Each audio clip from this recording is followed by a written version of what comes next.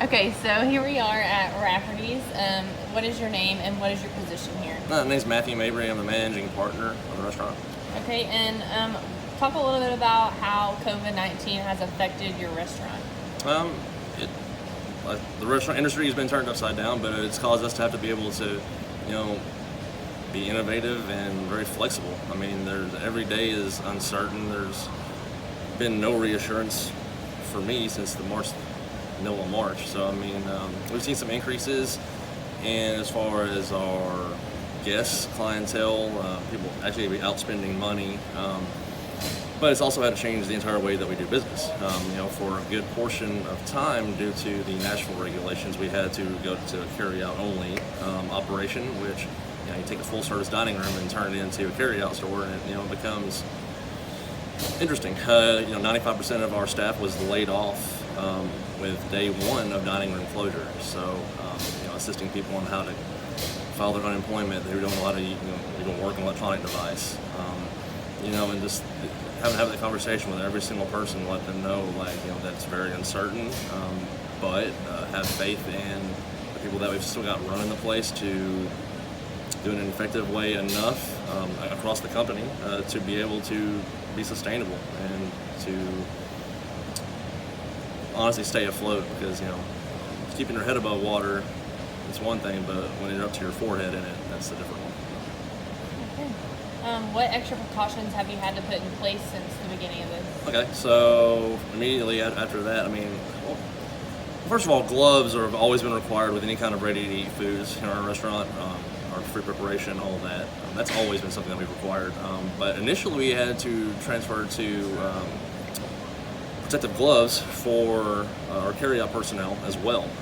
So it became kind of hairy as far as, obviously people's credit cards and money are two of the most contaminated things you could possibly think of. So as far as changing the gloves, sanitizing hands in between interactions with those type of things, when touching non-food items, it became very involved, and something that as supervisors and managers of the restaurant, we had to really focus on watching our people do, because not only do we want to do things the right way, people are hypersensitive to it. Everyone's an expert, and everyone wants to be intimately involved into what's happening with their food being produced. And the fact that we have an open kitchen allows them access to that, and they wanted to take advantage of that, which we have no problem with, since we believe that we do everything within health regulations and responsibilities and all that kind of thing. So, but I will say that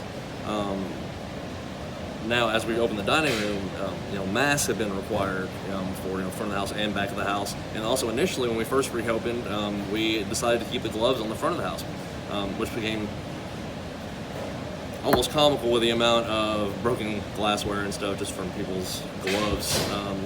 We're carrying wet glasses, and our servers are experts. They carry 3 or 4 glasses in one hand. That can kind of become a little bit hairy when they start slipping out. But as far as all those precautions, I feel like the staff has been, they understand this is what they have to do in order to keep this place going. Okay, good. And now, are y'all still on half capacity, and is that still hurting the business? Yeah, no, we are still at half capacity. And we won't be able to move from half capacity until every requirement for COVID is up. Reason being,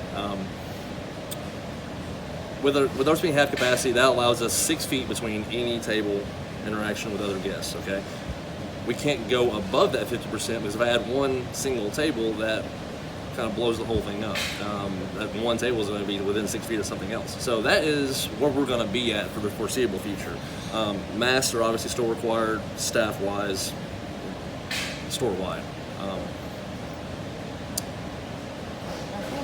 And then in the beginning of it and everything, were you ever unsure of your future here, or the business as a whole?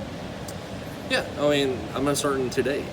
It's something that you just kind of get used to. They say there's a new normal. Well, no, it's not a new normal, because nothing is the same. There's constantly evolutions and changes.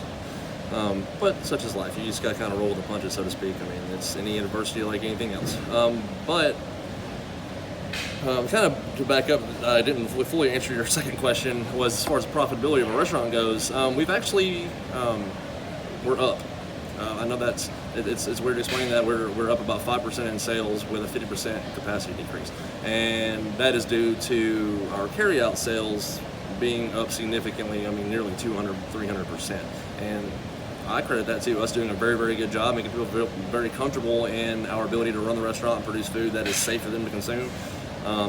And it shows now, even though now that we're back open, when people have the opportunity to come in and eat, those people that aren't comfortable doing that still trust us far and away more than they did this time last year, on paper anyway. So, everything that we've put in place, everyone's hopped on board with, and this is something that you got to keep at every single day and make sure that everyone keeps the common goal in mind. Like, why are we doing this? Well, I mean, it's very apparent why we're doing this. Okay, well, I think that's all. Thank you very much. Very well.